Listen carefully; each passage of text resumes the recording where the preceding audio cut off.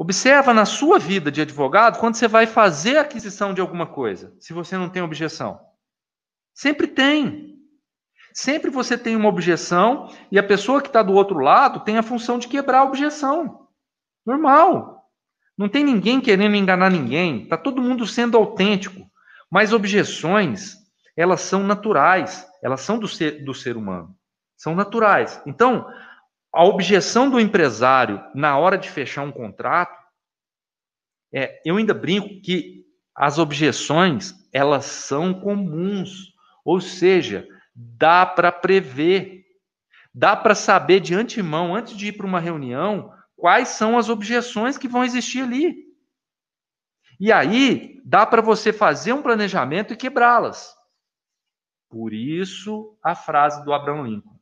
Se eu tivesse 8 horas para cortar uma árvore, eu passaria 6 horas amolando o facão. O que é isso? Se você tem uma reunião de fechamento de consultoria, 80% desse fechamento, ele é prévio. Ele está no planejamento. Ele está na sua estratégia. Todas as objeções que surgirem, você já saberá de antemão como quebrá-las. Então, por exemplo, o advogado é um custo para a empresa. Eu nunca tive processo, não tenho. Para que eu preciso de um advogado? Olha as objeções, idênticas. O custo de um advogado é muito alto. Eu consigo resolver os problemas que um advogado resolveria aqui com o meu financeiro, com a minha contabilidade.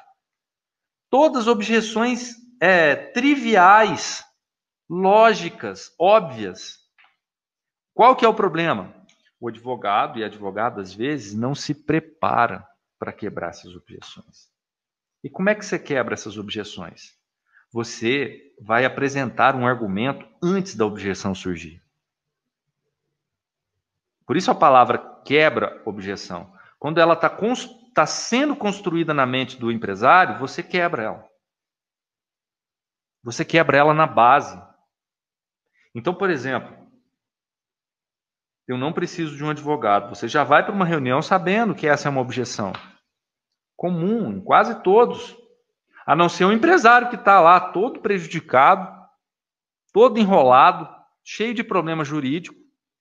E esse precisa de um advogado. Não vai ter essa objeção, né? Mas também não é, aqui no canal, não é o tipo de cliente que a gente quer. Muito pelo contrário. Eu, no meu escritório, eu quero os clientes que não têm problema jurídico. Eu prefiro. Nossa, muito melhor. Meu trabalho vai desenvolver de forma muito mais plena, muito mais completa. Então, quando você vai para uma reunião, sabendo que uma objeção é essa, eu não preciso de um advogado, aí você fala, mas para que a reunião? Gente, a reunião, ela surgiu seja por sua iniciativa, seja por iniciativa dele. Então, existe uma reunião. Essa é uma objeção que sempre vai ter. Ele pensa assim, eu não preciso de um advogado, mas deixa eu escutar ele para ver o que ele tem para falar. Olha como não deve acontecer a reunião. Olha como você alimenta a objeção. O advogado vai para a reunião. E ele se apresenta. E aí ele usa argumentos jurídicos, fala um pouco de juridiquês. Na sua fala, ele acaba se colocando um pouco acima do empresário no que tange ao conhecimento jurídico. E aí o empresário começa a materializar a objeção. Realmente eu não preciso. Né? E aí, olha só, você vai para a reunião e aí você começa a falar da sua especialidade jurídica. Ou, se não tem uma especialidade, porque não precisa ter, do que você vai fazer, qual instrumento você vai utilizar no seu trabalho. Pronto.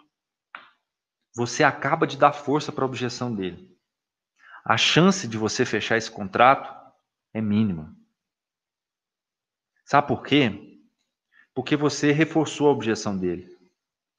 Você está confirmando para ele, dando a certeza de que ele realmente não precisa de você. Porque ele não precisa do seu instrumento. Nenhum empresário precisa. Nenhum empresário contrata, a não ser o empresário que tem um problema jurídico, que tem lá uma citação, que tem um prazo em curso. Esse não.